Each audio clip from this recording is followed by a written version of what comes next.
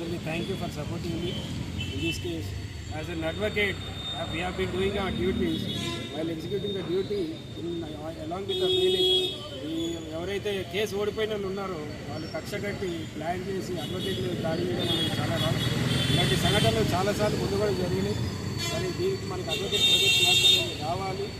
మనం మన క్లయింట్స్ కోసం కొట్లాడతాము, అవతల అడ్వకేట్ని పెట్టుకొని కొట్లాడాలి. అంతేగాని వాడు ఓడిపోయాడని చెప్పి మన మీద అటాక్ చేసుకొని మన బెయిలిఫ్తో మనం కోర్టుకు వెళ్ళాము.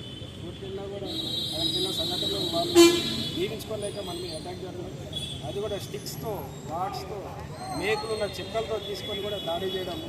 అక్కడ నాతో పాటు క్లయింట్స్ కూడా ఉండి ఈపీ ఎగ్జిక్యూషన్లోకి వెళ్ళినప్పుడు వాళ్ళకి రక్తం వచ్చినట్టు కొట్టారు.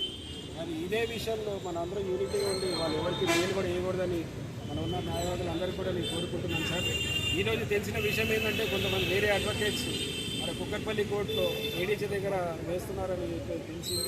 యాంటిసిపేటరీ బెయిల్ ఎవరైతే A1 అమర్నాథ్ రెడ్డి అనే ఒక మనిషి ఉన్నాడో ఆ మనిషి పోలీస్ స్టేషన్కి రావడం జరిగింది. మేమే జీప్లో మీ దగ్గర ఉండి ఎక్కించిన మన జీప్లో ఆ మనిషిని ఆ పోలీస్ స్టేషన్ నుంచి తప్పించుకున్నాడు. ఆయన ఎంత వాళ్ళు రిమాండ్ చేశారు 6 మెంబర్స్ని.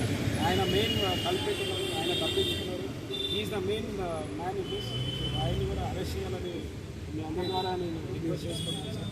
సో ఆయన కూడా ఎవరు ప్లీజ్ యాంటిసిపేటరీ బెయిల్ చేయకండి. వాళ్ళు ఎవరున్నా కూడా వాళ్ళు కూడా యాంటిసిపేటరీ లేటెస్ట్ స్టాండ్ యూనిటీ మన వేరే అడ్వకేట్స్కి ఎవరు కూడా ఇక్కడ నిలబడి సపోర్ట్ చేయాలి. Thank you everyone. We want justice. We want justice. We want justice. We want protection. We want protection. We want protection.